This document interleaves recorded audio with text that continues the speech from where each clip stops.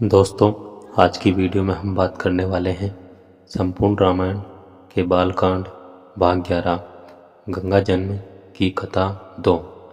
कल की वीडियो में हमने बात की थी संपूर्ण रामायण बालकांड भाग 10 गंगा जन्म की कथा। तो चलिए शुरू करते हैं उसका अगला भाग संपूर्ण रामायण बालकांड भाग 11 गंगा जन्म की कथा 2। ऋषि विश्वामित्र ने आगे कहा, बहुत दिनों तक अपने पुत्रों की सूचना नहीं मिलने पर महाराज सगर ने अपने तेजस्वी पुत्र अंशुमन को अपने पुत्रों तथा घोड़े का पता लगाने के लिए आदेश दिया। वीर अंशुमन शास्त्र अस्त्रों से सुसज्जित होकर अपने चाचाओं द्वारा बनाए गए मार्ग से पाताल की ओर चल पड़ा। मार्ग में मिलने वाले पूजनीय ऋषि मुनियों का यथोचित सम्मान करके अपने लक्ष्य के विषय में पूछता हुआ उस स्थान तक पहुंचा जहां पर उसके चाचाओं के भस्मीभूत शरीरों की राख पड़ी थी और पास ही यज्ञ का घोड़ा चल रहा था। अपने चाचाओं के भस्मीभूत शरीर को देखकर उसे अत्यंत क्षोभ हुआ। उसने उनका तर्पण करने के लिए जलाशय की खोज की, किंतु उसे कोई भी जलाशय दृष्टिगत नहीं हुआ। तभी उसकी दृष्टि अपने चाचाओं के मामा गरुड़ पर पड़ी। उन्हें सादर प्रणाम करके अंशुमन ने पूछा कि हे पितामह, मैं अपने चाचाओं का तर्पण करना चाहता हूँ। समीप में यदि कोई सरोवर हो तो कृपा करके उसका पता बताइए। यदि मैं आपको इनकी मृत्यु के विषय में कुछ जानकारी नहीं है तो वह भी मुझे बताने की कृपा करें। गरुड़ जी ने बताया कि किस प्रकार से इंद्र ने घोड़े को चुराकर कपिल मुनि के पास छोड़ा तथा और उसके चारों और चाचाओं ने कपिल मुनि के साथ उद्दंड व्यवहार किया था, जिसके कारण कपिल मुनि ने अपने उन भस्म कर दिया। इसके पश्चात गरुड़ जी ने अंशुमान से कहा कि ये सब अलौकिक शक्ति वाले दिव्य पुरुष थे जो ऋषि द्वारा भस्म किए गए हैं। अतः लौकिक जल से तर्पण करने से इनका उद्धार नहीं होगा। केवल हिमालय की ज्येष्ठ पुत्री गंगा के जल से ही तर्पण करने पर उनका उद्धार संभव है। अब तुम घोड़े को लेकर वापस चले जाओ, जिससे कि तुम्हारे पितामह का यज्ञ पूर्ण हो सके। गरुड़ की आज्ञा अनुसार अंशुमान वापस अयोध्या पहुंचे और अपने पितामह को सारा वृतांत सुनाया।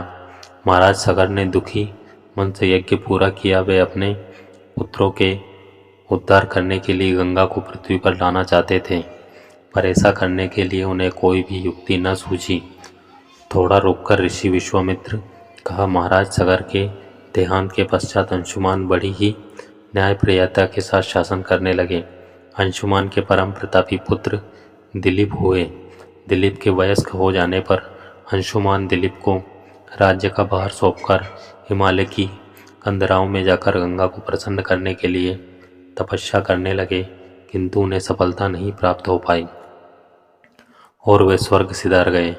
इधर जब राजा दिलीप का धर्मनिष्ठ पुत्र भगीरथ बड़ा हुआ तो उसे राज्य का भार सौंपकर दिलीप भी गंगा को पृथ्वी पर लाने के लिए तपस्या करने चले गए, पर उन्हें भी सफलता नहीं मिली।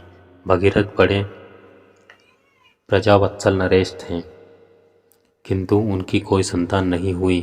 इस पर वे अपने राज्य का भार मंत्रियों को सौंपकर वे स्वयं गंगा अवतरण के लिए गोकर्ण नामक तीर्थ पर जाकर कठोर तपस्या करने लगे। उनकी भूतपूर्व तपस्या से प्रसन्न होकर ब्रह्मा जी ने उन्हें वर मांगने के लिए कहा। भगीरथ ने कहा, ब्रह्मा जी, हे प्रभु, यदि आप मुझ पर प्रसन्न हैं तो मुझे यह वर दीजिए कि सगर के पुत्रों को मेरे प्रयत्नों से गंगा जल प्राप्त हो, जिससे कि उनका उद्धार हो सके। इसके अतिरिक्त मुझे संतान प्राप्ति का भी वर दीजिए ताकि इक्ष्वाकु वंश नष्ट न हो। ब्रह्मा जी ने कहा कि संतान का तेरा मनोरथ शीघ्र ही पूर्ण होगा, किंतु तुम्हारे मांगे गए प्रथम वरदान को देने में कठिनाई यह है कि जब गंगा जी वेग के साथ पृथ्वी पर अवतरित होंगी तो उनके वेग से पृथ्वी संभल नहीं सकेगी। गंगा जी के वेग को संभालने की क्षमता महादेव जी के अतिरिक्त किसी में भी नहीं है। इसके लिए तुम्हें महादेव जी को प्रसन्न करना होगा। इतना कहकर ब्रह्मा जी अपने लोक को चले गए। भगीरथ ने साहस नहीं छोड़ा। वह 1 वर्ष तक पैर के अंगूठे के सहारे खड़े होकर महादेव जी की तपस्या करते रहे। केवल वायु के अतिरिक्त उन्होंने किसी अन्य वस्तु का भक्षण नहीं किया। अंत में इस महान भक्ति से प्रसन्न होकर महादेव जी ने भगीरथ को दर्शन देकर कहा कि हे भक्त श्रेष्ठ, हम तेरी मनोकामना पूरी करने के लिए गंगा जी को अपने मस्तक पर धारण करेंगे। इसकी सूचना पाकर विवश होकर गंगा जी ने सुरलोक का परित्याग करना पड़ा। उस समय वे सुरलोक से कहीं जाना नहीं चाहती थी। इसलिए यह विचार करके कि मैं अपने प्रचंड वेग से शिवजी को बहाकर पाताल लोक ले जाऊंगी, वे भयानक वेग से शिवजी के सिर पर अवतरित हुई। गंगा का यह अहंकार देख महादेव जी से छुपा न रहा। महादेव जी ने गंगा की वेग गति धाराओं को अपने जटाजूट में उलझा लिया। गंगा जी अपने समस्त प्रयत्नों के बाद भी महादेव जी के जटाओं से बाहर न निकल सकी। गंगा जी को इस प्रकार शिवजी की जटाओं में विलीन होते देख भगीरथ ने फिर शंकर जी की तपस्या की। भगीरथ की इस तपस्या से प्रसन्न होकर भगवान शंकर ने गंगा जी को हिमालय पर्वत पर स्थित बिंदुसर में छोड़ा। छूटते ही गंगा जी 7 धाराओं में बढ़ गई। गंगा जी की 3 धाराएं हतांदनी, पावनी और नलिनी पूर्व की ओर प्रवाहित हुई। सुचक्षु, सीता और सिंधु नाम की 3 धाराएं पश्चिम की ओर बही और 7वीं धारा महाराज भगीरथ के पीछे पीछे चली। जिधर भगीरथ जाते उधर उधर ही गंगा जी जाती। स्थान स्थान पर देव, यक्ष, किन्नर, ऋषि मुनि आदि उनके स्वागत के लिए एकत्रित हो रहे थे। जो भी उस जल का स्पर्श करता भाव बाधाओं से मुक्त हो जाता। चलते चलते गंगा जी उस स्थान पर पहुंची जहां ऋषि जहन्नु यज्ञ कर रहे थे। गंगा जी ने अपने वेग से उनके यज्ञशाला को संपूर्ण सामग्री के साथ बहाकर ले जाने लगी। इससे ऋषि को बहुत क्रोध आया और उन्होंने क्रोध होकर गंगा का सारा जल ही पी लिया। यह देखकर समस्त ऋषि मुनियों को बड़ा विस्मय हुआ और वे गंगा जी को मुक्त करने के लिए उनकी स्तुति करने लगे। उनकी स्तुति से प्रसन्न होकर जहनु ऋषि ने गंगा जी को अपने कानों से निकाल दिया और उन्हें अपनी पुत्री के रूप में स्वीकार कर लिया। तब से गंगा जाह्नवी कहलाने लगी। इसके पश्चात वे भागीरथ के पीछे पीछे चलते चलते समुद्र तक पहुंच गई और वहां से सगर के पुत्रों का उद्धार करने के लिए रसातल में चली गई। उनके जल के स्पर्श से भस्मीभूत हुए सगर के पुत्र निष्पाप होकर स्वर्ग गए।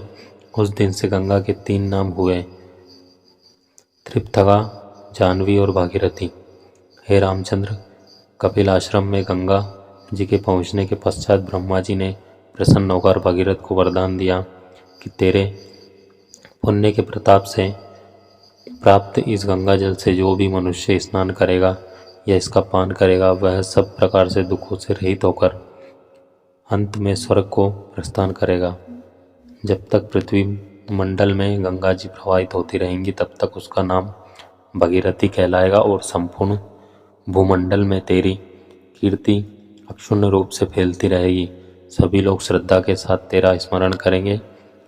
यह कहकर ब्रह्मा जी अपने लोक को लौट गए। भगीरथ ने पुनः अपने पितरों को जलांजलि दी। कथा समाप्त होने पर वे सब विश्राम करने चले गए। तो दोस्तों, ये वीडियो थी संपूर्ण रामायण के बालकांड भाग 11 गंगा जन्म की कथा। तो ये आपको कैसी लगी हमें कमेंट करके ज़रूर बताएं। और वीडियो अच्छी लगी हो तो वीडियो को लाइक, शेयर और ऐसी ही और वीडियोज़ के लिए बने रहे हमारे यूट्यूब चैनल के साथ। वीडियो में अंत तक बने रहने के लिए आप सबका धन्यवाद। जय श्री राम।